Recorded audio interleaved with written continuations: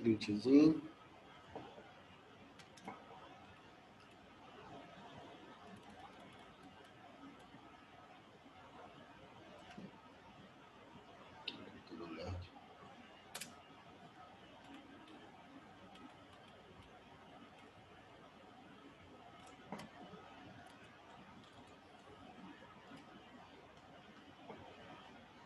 Pronto.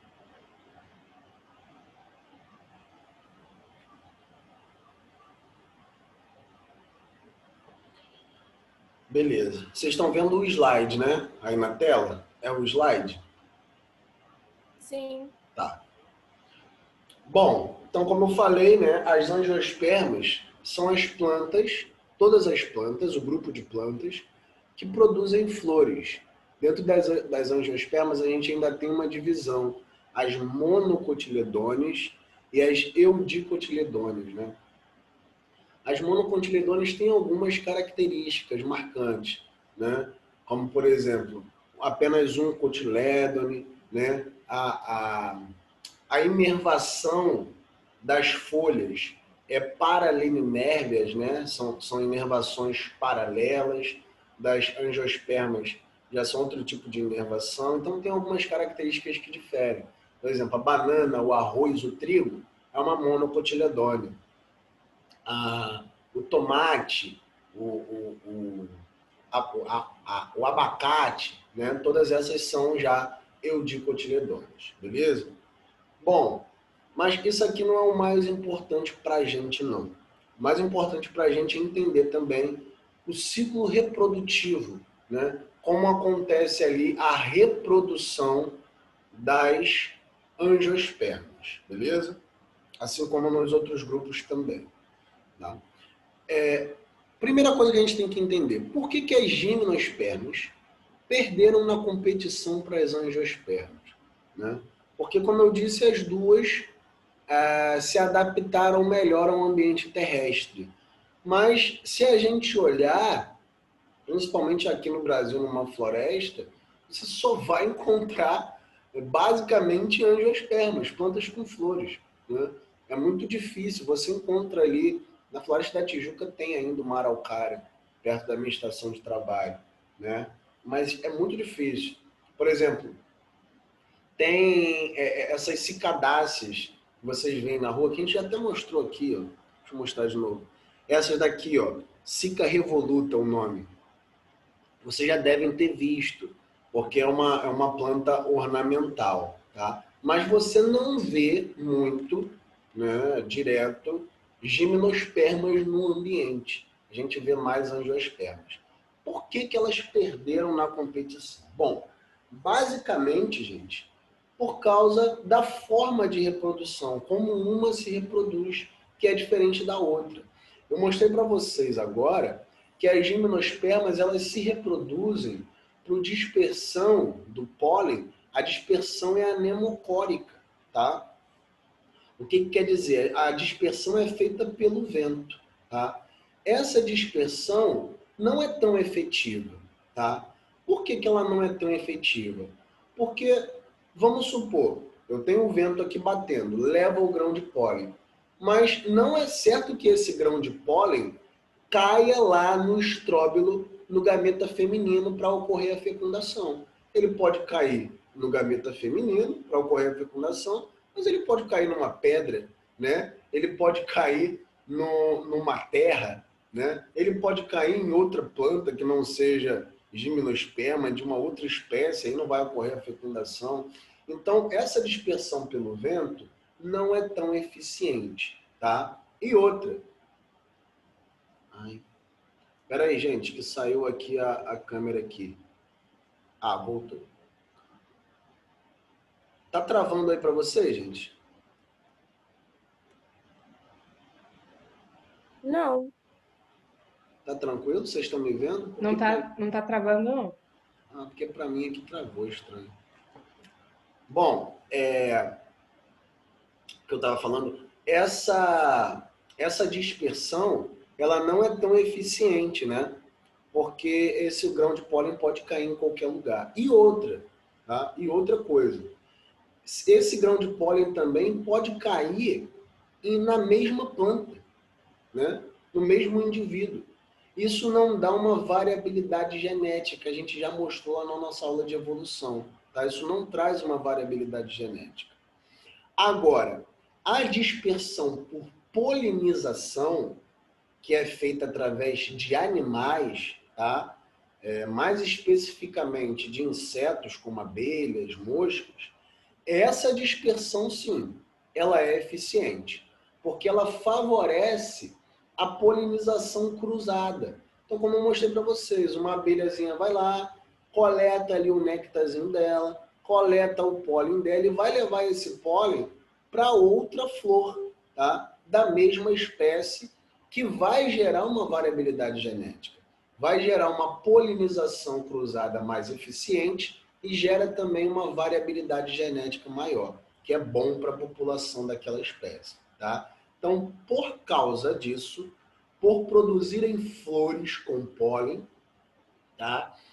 Que atraem insetos, as angiospermas venceram na competição com as gimnospermas, tá? Então, a produção de flor e de frutos foi uma característica marcante para que essas angiospermas conseguissem vencer na competição com as gimnospermas, beleza? Então, a flor é uma estrutura especializada para a reprodução sexuada. Em muitas espécies de angiospermas, os insetos ou outros animais transferem o pólen de uma flor para os órgãos sexuais de outra flor, o que torna a polinização mais direcionada do que a polinização dependente do vento da maioria das gimnospermas, tá? Então, tudo o que eu falei aqui. Olha só, gente, olha que coisa linda. Isso aqui é uma magnólia, ó. A florzinha também muito bonitinha também, da família das magnoliáceas, tá? Essa daqui é uma flor de lótus, lá das Vitórias Régias, né? Que também é linda. É uma coisa linda e tem um perfume assim que eu nunca presenciei, não, nunca senti, não. Mas dizem que a flor de lótus tem um perfume maravilhoso. Mas olha essa flor aqui. Olha que coisa linda, né? Parece que é um indivíduo. Parece que, sei lá, eu acho as flores do maracujá a coisa mais linda do mundo, tá? Essa daqui é uma florzinha de maracujá, tá? Tem esse aspecto aqui que vai atrair coleópteros e abelhas, beleza? Então, esses são exemplos de flores, né? Que são estruturas especializadas para a reprodução, tá? Que ali nessa estrutura eu vou ter produção de pólen e produção de oosfera, que respectivamente é o gameta masculino e o gameta feminino. Então, a gente vai entender melhor daqui a pouco como ocorre essa fecundação, tá? E as angiospermas também produzem frutos, que como eu mostrei para vocês, também favorece essa dispersão eficiente, tá? Então, por exemplo, a dispersão pelo vento, que acontece das sementes nas gimnospermas, que é pelo vento também, não é uma dispersão também tão eficiente, porque esse pinhão que é disperso pelo vento, ele pode cair em solo fértil, pode, legal, mas ele pode cair também numa pedra, né? Ele pode cair, sei lá, na água, num lugar que não seja o solo, que não vai ser favorável para aquele pinhão crescer bem, tá? Agora aqui não, aqui não. Essa semente que é dispersa, né, pelos animais pode cair numa pedra? Também pode, tá? Mas é muito mais provável que caia em um solo fértil, porque essa dispersão é direcionada por animais. Então, essas plantas produzem frutos carnosos, né, que tem ali nutrientes, e o ratinho vai lá, o gambá vai lá, o passarinho vai lá, come esse fruto, né, vai levar lá para a tocazinha dele, né, ou então muitos animais enterram também as sementes, e aí ela consegue se reproduzir, ela consegue germinar, tá? Então é uma dispersão também bastante eficaz. Taraxossativa, né, a dente de leão que a Malu falou, a dispersão anemocórica dela não é tão eficiente por causa disso. Né? Por isso que a gente não encontra muito dente de leão por aí, tá? Mas essa dispersão zoocórica também foi essencial para que essas plantas ganhassem na competição com as gimnospermas, beleza? Então, bom, vamos para o mais importante agora, que é a reprodução dessas angiospermas, como ocorre, tá? Então, eu tenho aqui a flor, né? Tenho aqui as pétalas, todas as estruturas da flor, as pétalas, as sépalas, tá? Eu tenho aqui o pedúnculo, né? Que é aquela partezinha que a gente pega da flor. E eu tenho aqui, ó, o ovário. Essa parte é importante, gente, porque é no ovário que eu vou ter, o ovário é um gametanjo, tá? Olha, gametanjo produz gametas, esporófito produz esporos, tá? Então, o ovário é o gametanjo da minha planta, tá? Da minha angiospermas. Por quê? Porque ela produz o gameta feminino, que a gente chama de oosfera. Então, aqui dentro dessa estrutura, eu vou ter a produção da minha oosfera, tá? Que é o gameta feminino. E aqui, ó, como vocês podem ver na imagem, eu tenho também essas estruturazinhas aqui, estão vendo? Estou passando a seta. Essas estruturas se chamam anteras. Anteras. As anteras são os gametanjos da minha planta, da minha angiosperma. É aqui na antera que eu tenho a produção do grão de pólen, que carrega o gameta masculino, tá? Então, na maioria das plantas, na mesma flor, eu vou ter produção tanto de grão de pólen, que é o gameta masculino, quanto da oosfera no meu ovário, que é o gameta feminino. Beleza? Aqui para cima eu tenho essa estruturazinha que é chamada de estigma, porque é aqui que o grão de pólen ele vai ficar, tá? E aqui eu vou formar um tubo polínico, aonde esse gameta masculino vai passar para encontrar a minha oosfera. Beleza? Show de bola? Então aqui, ó, eu dei um zoom na imagem para a gente entender melhor tudo que eu estou falando.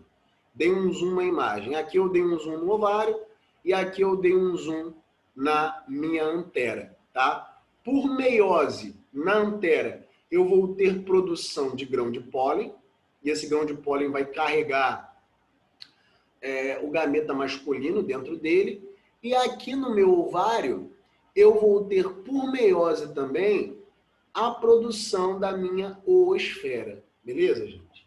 Eu poderia dizer para vocês, porque dentro do ovário, eu vou ter a produção de várias células, tá? Como vocês podem ver aqui na imagem, olha só.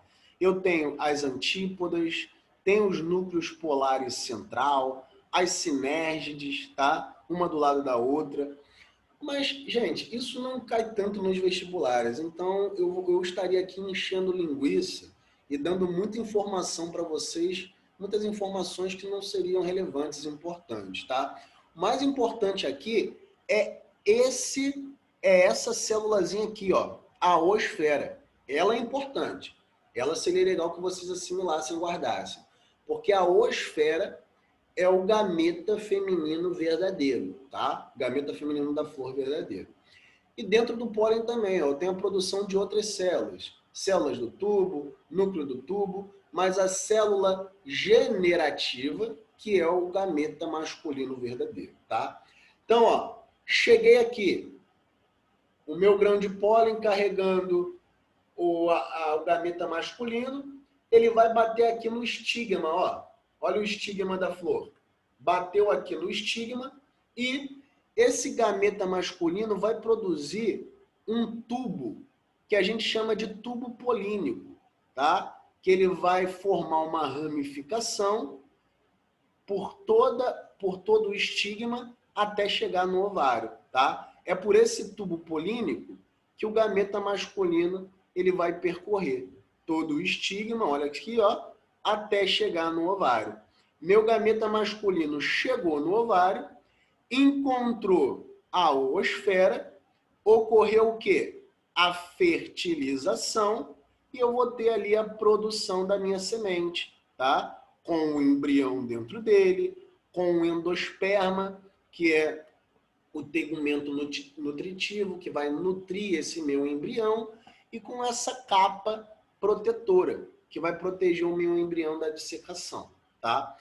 Essa semente vai ficar dentro de um fruto, protegido também, e esse fruto vai ser atraente, tá? Para alguns animais, como pássaros, répteis e mamíferos, tá? Esses animais vão comer o fruto, vão defecar em um local, em um solo fértil, essa semente cai no solo fértil e começa a germinar, tá? Num novo indivíduo, numa nova planta, que quando adulta vai gerar uma nova flor ou novas flores, tá? E que vão continuar todo esse processo. Beleza? Show de bola? Então entenderam o ciclo de vida das angiospermas? Ficou alguma dúvida até aqui?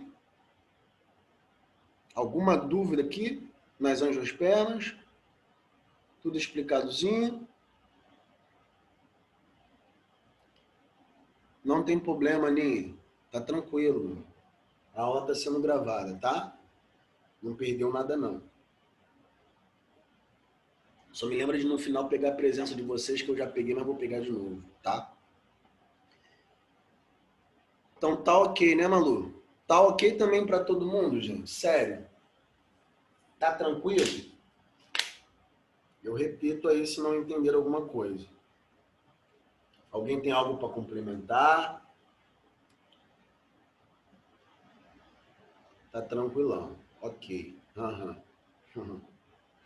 Então tá, então é isso. Eu acho que de botânica a gente acabou, né? Eu peguei aqui um artigo para mostrar a importância das plantas, né? Importância alimentar e também porque muitas plantas são, inclusive, essa pípera aqui, ó, é o gênero que eu estudo, tá? Essa família Piperaceae é a família que a gente estuda lá no laboratório, beleza? É uma família que tem... É a mesma família da pimenta do reino. A pimenta do reino é Piper nigrum, né? E é uma família que tem muitos metabólitos secundários que são fitofármacos, tá? Que são produzidos como fármacos, que são antioxidantes, né? Anti-inflamatórios, antimalárico, né? Anti-leishmanicida, inseticida. Então, essa família produz, tem muitos fitofármacos importantes. E todas as plantas também, né? As plantas, elas produzem esses metabólicos secundários que servem de remédio para algumas doenças. Então, essa é a importância das plantas em si. Mostrei o ciclo de vida, mostrei tudo. E aqui a gente encerrou essa partezinha. Agora eu vou lá. A gente vai tratar agora de sistema digestório. Show de bola? Deixa eu compartilhar com vocês aqui o material. A gente vai tratar agora de sistema digestório, tá? A gente está entrando em sistemas, né? E essas aulas de sistemas eu acho muito legais, cara. São muito interessantes, né? Porque a gente começa a entender melhor o nosso corpo, tá? Porque eu tinha muitas curiosidades no modo leitura. Eu tinha muitas curiosidades, por exemplo, poxa, por que que eu sinto... Deixa eu compartilhar aqui. Por que que eu sinto sono quando eu acabo de comer, né? Por exemplo. A gente vai entender aqui melhor nessa aula de sistema digestório, tá? Como se dá a produção de gametas, né? O que influencia, os hormônios que influenciam na ovulação das mulheres, tá? Tudo isso a gente vai aprender nessas aulas de sistema. Poxa, sistema excretor, por que que no calosão a minha urina fica mais concentrada, né? E no frio ela fica menos concentrada, tá? Então, tudo isso a gente vai aprender nessas aulas de sistemas, muito importante para quem quer área da saúde, né? Então a Maia aí que quer nutrição, acho que a Nalanda também quer, Camilinha, se eu não me engano, também. Tá? Então quem quer essa, essa área da saúde, essas aulas de sistemas são importantíssimas. Tá? Então a gente vai tratar agora, na semana passada a gente falou de sistema nervoso, hoje a gente vai tratar sistema digestório. Tá? E o que é o sistema digestório? A importância dele. Bom, o sistema digestório atua na digestão de alimentos. Tá? Então, por exemplo, a gente obtém a energia através dos alimentos que a gente come. Né? Mas, como que esse alimento vai dar energia? Como que um arroz que a gente come, ele não pode entrar dentro da nossa célula? Tá? Então, ele tem que ser digerido em micropartículas, como, por exemplo, em monossacarídeos de glicose. Como que se dá essa digestão do arroz? Como que se dá a digestão da carne, das verduras? Tudo isso, dos lipídios. Tudo isso a gente vai ver nessa aulinha, tá? Então, a digestão é um conjunto de transformações que os alimentos sofrem para se transformarem em moléculas menores e absorvíveis. Tá? Então, a gente tem dois tipos de digestão. A digestão mecânica, que é a redução dos alimentos em partículas menores, facilitando a ação dos sucos digestivos, como, por exemplo, o que acontece na mastigação e nos movimentos peristálticos do esôfago, do estômago e do intestino. Tá? E a gente tem a digestão química, que é a reação química realizada por enzimas, nas quais os alimentos são decompostos em moléculas mais simples. Tá? Então, por exemplo, na boca, a gente vai ver que a gente tem uma enzima na saliva que é chamada de amilase salivar, tá? Que ela vai digerir carboidratos. No estômago, a gente tem a pepsina, que é uma enzima importante, que é a enzima que digere proteínas, tá? E no intestino delgado também, numa região chamada duodeno, a gente também vai ter digestão de lipídios, de proteínas e de carboidratos, e ali tem a atuação de enzimas, tá? Então, digestão química feita por enzimas e a digestão mecânica é feita por movimentos mecânicos mesmo, como na mastigação e em movimentos peristálticos. Show de bola? Então, a nutrição, como eu falei, a incorporação de nutrientes para dar energia ao organismo. A gente digere esses alimentos em micropartículas, né, em microsubstâncias, como a glicose, que vai reagir com o oxigênio, que vocês já viram nas nossas aulas de respiração celular, que vai gerar como produto gás carbônico, água e energia na forma de ATP. Essa energia a gente utiliza para as nossas atividades vitais, beleza? Importante a gente saber também como que se deu o sistema digestório nos grupos de animais, tá? Então vocês não chegaram em animais ainda, a gente está começando botânica agora, mas vocês vão ver que as esponjas são animais, né? Parece que não, parecem pedras, sei lá, mas são animais, tá? Mas são animais bem primitivos e que possuem um sistema digestório ausente, beleza? Em outros grupos de animais também, como nos quinidários e nos plateumintos, o sistema digestório ele é incompleto. Tá? O que é um sistema digestório incompleto? Um sistema digestório completo possui boca e ânus. Sistema digestório incompleto não. Possui só um orifício, que tem entrada de alimentos e saída de alimentos. Né? É como se a gente ingerisse os alimentos pela boca e defecasse também pela boca, né? Então, nos quinidários são assim, nos plateumintos também. Tem gente que faz isso, defeca pela boca direto. Mas, assim, no termo real da palavra, não, tá? Então, ausente, sistema digestório ausente nas esponjas e incompleto nos quinidários e nos plateumintos, tá? A partir daí, nemateumintos, né, que são os vermes cilíndricos, tá, como a lombriga, anelídeos, que são as minhocas, tá, os equinodermos, que são as estrelas do mar, E peixes, répteis, aves e mamíferos como nós já temos um sistema digestório completo, com boca e ânus. Showzaço?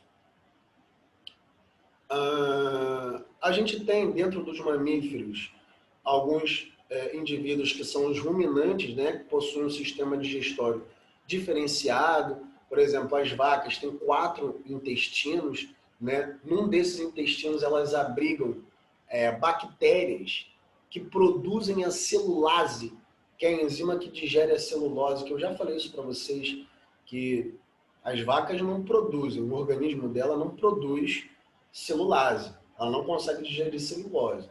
Poxa, como que ela se alimenta só de capim? Porque ela tem, dentro de um desses estômagos dela, ela tem, desses intestinos, uma bactéria que produz, né, uma população de bactérias que produz a celulase para elas. E aí ela consegue digerir, beleza? Por isso que ela consegue extrair energia do capim.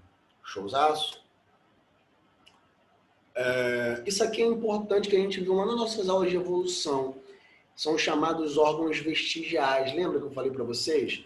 Estruturas que um grupo de indivíduos ela é bem evoluída, em outros grupos nem tanto, tá? Então, vou mostrar para vocês que a gente evoluiu de animais que eram herbívoros. Nós não somos carnívoros também.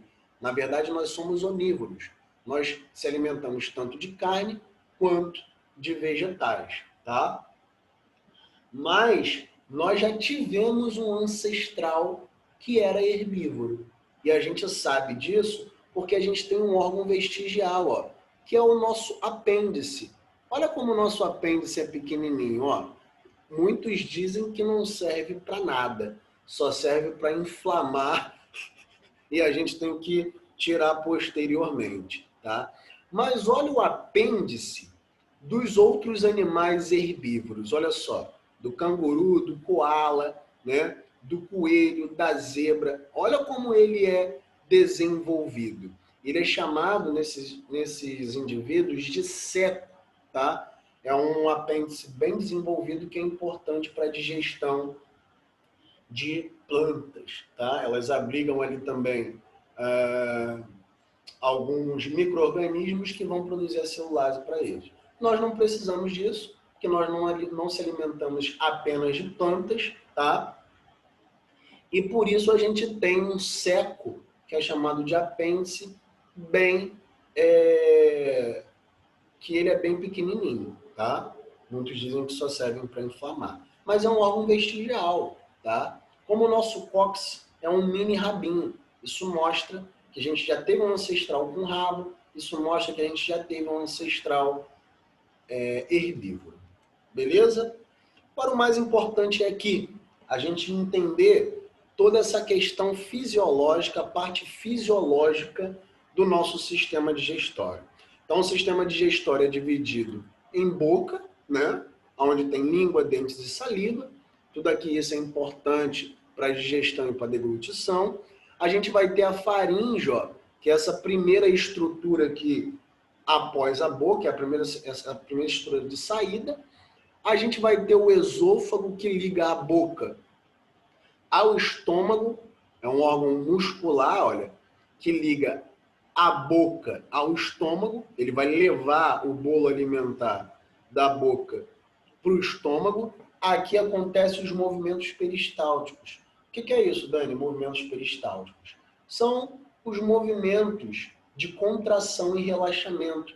Tudo isso para que o alimento ele vá da boca ao estômago, beleza? Por isso que, mesmo se você não tentem isso em casa, pelo amor de Deus, principalmente porque essa aula vai estar sendo gravada, isso pode gerar problema para mim.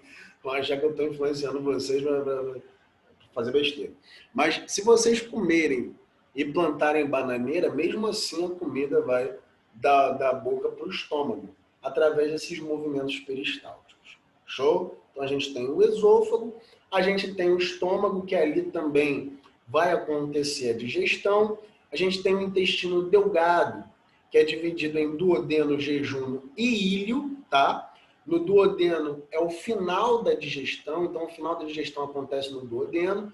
E o jejum e o ilho é importante para a absorção de água e desses nutrientes que foram digeridos. Show de bola? E a gente tem o intestino grosso, né? Que é dividido em seco, cólon, reto e ânus. Ali eu só tenho basicamente absorção de água e eu vou excretar na forma de fezes todos esses alimentos, né? O que eu não consegui absorver, o que não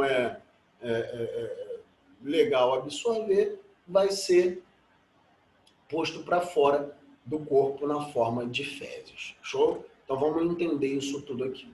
Primeira parte da digestão acontece na boca, né?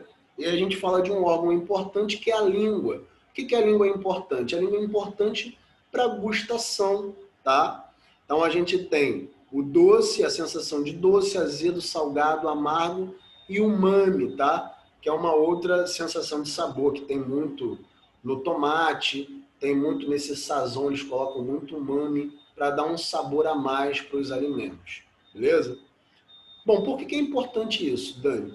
Porque a gente consegue ali detectar o que a gente está comendo, né? Por exemplo, o amargo e o azedo, essa sensação é produzida por algumas substâncias que são produzidas pelas plantas, tá? E é tipo um sinal, olha, essa planta tem um sabor amargo porque ela pode ser venenosa. Olha, isso aqui tem um sabor amargo e azedo porque pode estar estragado. Então, na língua, você já consegue detectar se aquele alimento você pode deglutir ou não, tá? Por que a gente gosta tanto de doce? Porque doce tem glicose, tá? A glicose, ela dá essa sensação nas papilas gustativas desse sabor doce, né? A glicose dá energia pra gente, por isso que a gente gosta tanto de doce. Salgado também, né? Aquele salgadinho é gostoso, porque no sal a gente tem sódio, né? A gente tem cloro, que são substâncias importantes, são substâncias vitais também para o nosso corpo, tá bom? Show de bola? A língua também. Eu tenho a mistura dos alimentos e auxilia também na deglutição. E os dentes, né? Que participam da primeira digestão, que é a digestão mecânica. Então, por isso que é importante mastigar bem os alimentos, porque é ali que começa a nossa digestão, né? Através da digestão mecânica pelos dentes. Tá? Mas o mais importante que pode cair em prova e sempre cai, e eu peço que vocês anotem, por favor, tá? Que é a saliva. A nossa saliva é importantíssima para a digestão dos nossos alimentos, né? Bom, primeiramente, aonde que é produzida a saliva? Na boca, tá? Mas que estrutura que produz a saliva? A saliva, a nossa saliva é produzida por glândulas salivares. A gente tem três, olha. A gente tem a parótida, uma de cada lado. A gente tem a submandibular e a sublingual, tá?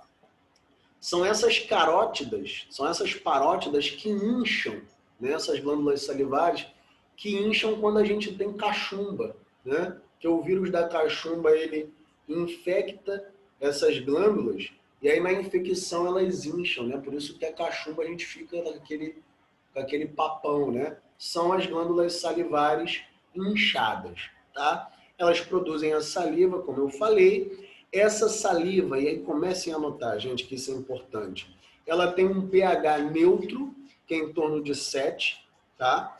Por que esse pH neutro é importante? Porque esse pH é o pH ótimo para a atuação da principal enzima da glândula salivar, que é a amilase salivar, ou que a gente chama também de pitialina, tá? Esse nome caiu em desuso, pitialina, é mais conhecida como amilase salivar, tá?